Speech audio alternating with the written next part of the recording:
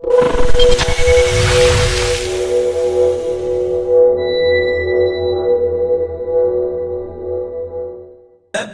اللهم لبيك لبيك لا شريك لك لبيك إن الحمد والنعمة لك والملك لا شريك لك. اعوذ باللہ من الشیطان الرجیم. بسم اللہ الرحمن الرحیم. عزیز ساتھیو، السلام علیکم. اور کچھ آپ کے اس محلے میں آنے کا مقصد کوئی سیاست نہیں ہے، کسی کی مخالفت نہیں ہے، حکومت پہ نکتہ چینی نہیں ہے. ہر شہر میں، ہر گھر میں کچھ اہل دل ہوتے ہیں، ان اہل دلوں کو نکالنا ہمارا مقصد ہے اور دل کی آواز دلوں تک پہنچانا مقصود ہے. حضور پاک کے زمانے میں دو طرح کا علم تھا، ایک زبان والوں کے لیے اور ایک دل والوں کے لیے. زبان والے علم کو شریعت بولتے ہیں اور دل والے علم کو طریقت بولتے ہیں. آپ کے زمانے میں جن لوگوں نے صرف ظاہری علم پہ قناعت کری، انہی میں سے کوئی خوارج ہوئے اور کوئی منافق ہوئے، اور جن لوگوں نے وہ باطنی علم بھی حاصل کیا وہ تو اے صحابی یا رسول اللہ کہلائے اور ولیوں سے بھی اعلیٰ مقام حاصل کر کے چلے گئے. ظاہری علم کی تشریح ضروری نہیں ہے، ہر شخص جانتا ہے. باطنی علم ناپید ہو چکا، جس کی وجہ سے 72-73 فرقے بن گئے.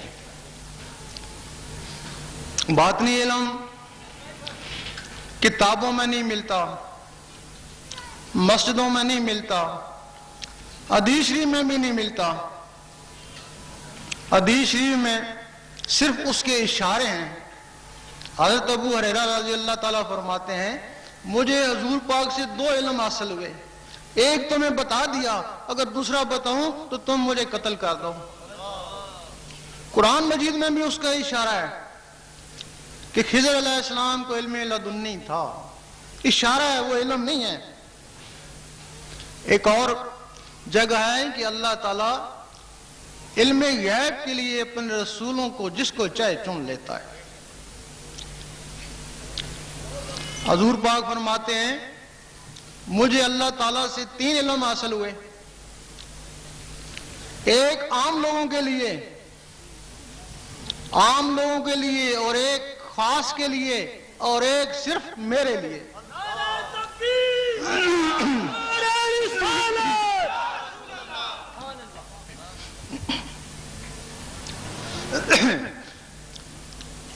حضرت ابراہیم بن ادم فرماتے ہیں کہ میں نے 70 مرتبہ اللہ کو دیکھا ہے، 120 مسئلے اللہ سے سیکھے، صرف 4 لوگوں کو بتائے، سب نے انکار کر دیا.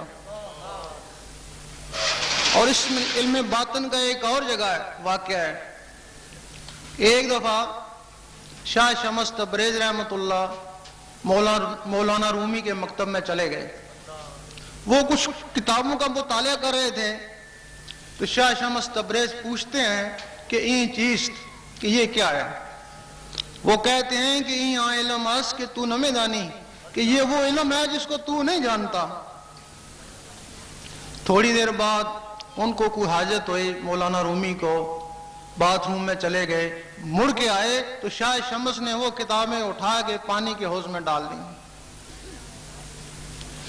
وہ پوچھتے ہیں کہ یہاں میری کتابیں تھی، کدھر گئیں؟ شاہ شمس نے کہا کہ میں نے پانی کے حوض میں ڈال دی. انہوں نے کہا کہ میرے قیمتی نسخے تھے، ضائع ہو گئے ہوں گے. انہوں نے کہا گھبراتے کیوں، ابھی نکالتا ہوں. جب نکالی تو وہ اسی طرح خشک تھی.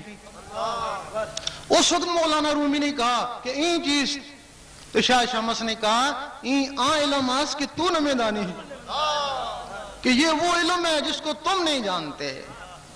ہم مولانا رومی حدیث کا بھی علم جانتے تھے، قرآن مجید کا بھی جانتے تھے، سارے مسئلے مسائل جانتے تھے، لیکن وہ کوئی اور ہی علم تھا. آج جب اس علم کی بات کی جاتی ہے تو ہمارے بہت سے لوگ کہتے ہیں، بلکہ بہت سے عالم بھی کہتے ہیں کہ یہ درویش زندیق ہیں، مردود ہیں، نہ قرآن کی بات نہ حدیث کی بات، یہ ان کی اپنی من گھڑت باتیں ہیں۔ پھر لوگ درویشوں کے پاس جاتے ہیں تو درویش کہتے ہیں کہ مولوی جاہل ہے، علم باطن سے محروم ہے، اس سے ڈرو اور بچو۔ لوگ پریشان ہیں، کچھ عالموں کے ساتھ لگ گئے اور کچھ درویشوں کے ساتھ لگ گئے، لیکن لوگوں کے لیے بہتر یہی ہے کہ علم ظاہر علماء سے سیکھیں اور علم باطن درویشوں سے سیکھیں۔ ان کو دونوں علم چاہیے۔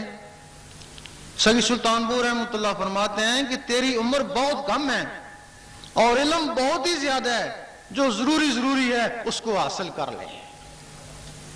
بعض دفعہ ایسا بھی ہوا ہے کہ کچھ ایسے حضرات بھی آ گئے جو علم ظاہر اور باطن میں یکساں تھے، ایسے بھی آئے ہیں، غوث پاک تھے، مجدد صاحب تھے، کاظمی صاحب تھے، مشوری صاحب تھے، ایسے لوگ بھی آئے ہیں۔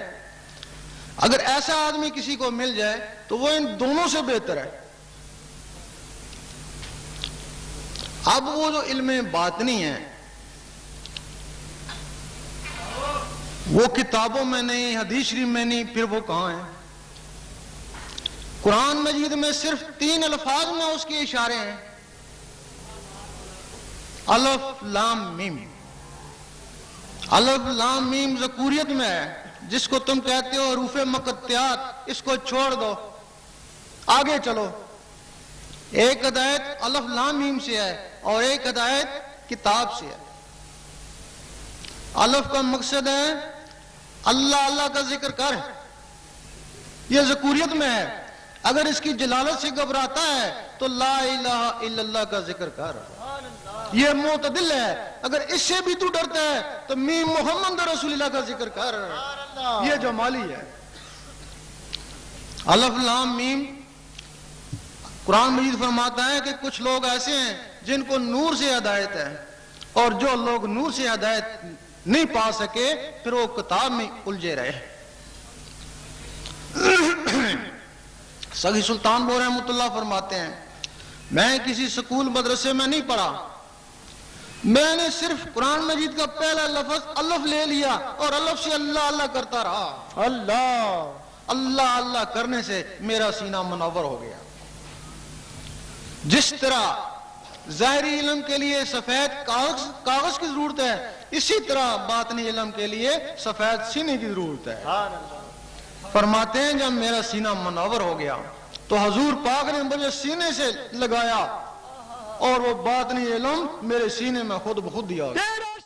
جو ساتھی بھی یہ چاہتے ہیں کہ ان کے دل کی دھڑکنیں اللہ اللہ میں تبدیل ہو جائیں، ذکر قلب کی اجازت لینا چاہتے ہیں، وہ قلم سرکار شاہ صاحب کی آواز کے ساتھ اللہ اللہ پڑھتے رہیں، انہیں ذکر قلب کی اجازت ہو جائے گی۔